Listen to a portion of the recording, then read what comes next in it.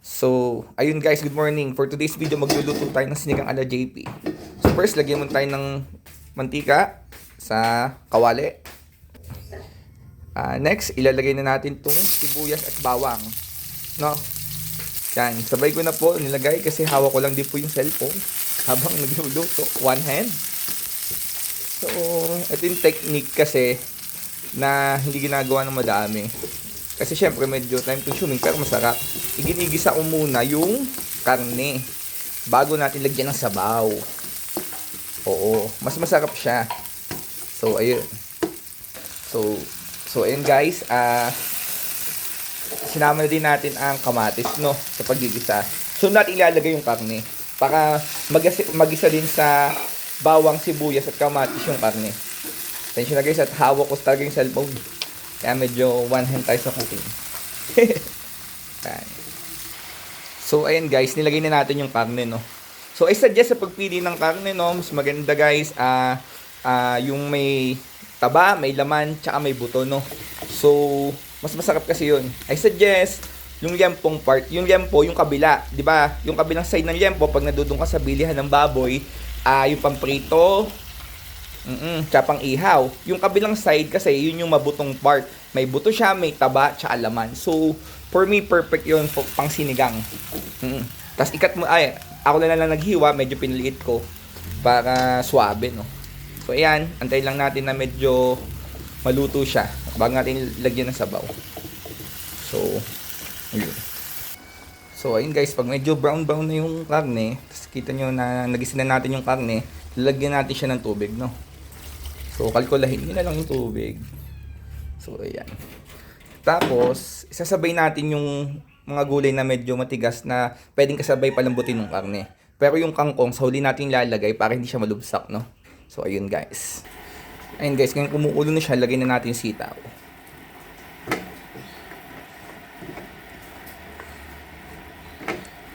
So, yung okra, tsaka yung talong, mamaya natin lalagay kasi madali lumambot yung mga yun. Ito lang, para medyo lumambot siya, no. So, ayun.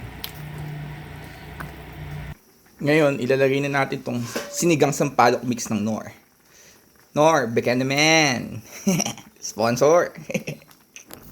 So, ayun, tatansyahin mo lang yung paglagay nito, no. Titikman natin. Ito yung magpapaasim sa kanya.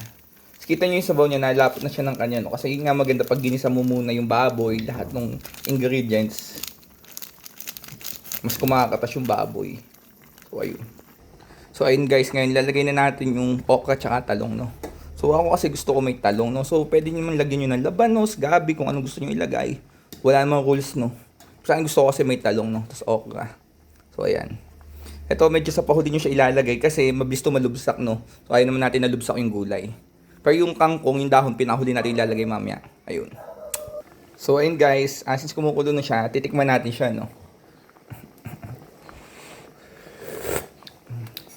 Lagyan nyo din siya ng paminta, no. Tapos, ako kasi, ang pinangtitimpla ko ng lasa is patis, no. So, hindi ako naglalagay ng asin. Usually, patis talaga. So, lagyan lang natin siya ng konti, no. Konti lang.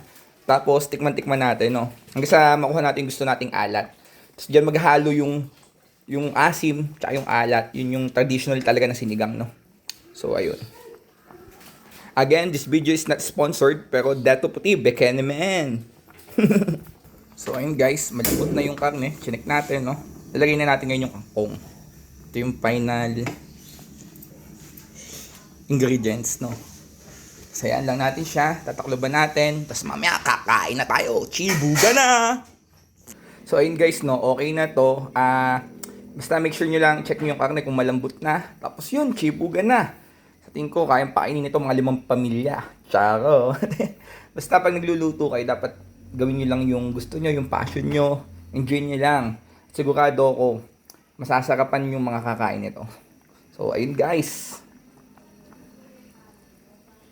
So, guys, ayun, ganun lang magluto ng classic na sinigang. So, technically, ito talaga yung naghahalo yung asim, yung konting alat, tsaka yung katas ng karne. Sobrang sarap, guys. So, ayun lang. Thank you. So guys, ito na yung finished product natin ng traditional Filipino na sinigang. So sobrang sarap nito sa jasmine rice. Yes, talagang unli rice ka sa sobrang sarap, linamnam at asim ng traditional Filipino comfort food na sinigang ala JP. So ayun guys, follow me for more cooking tips.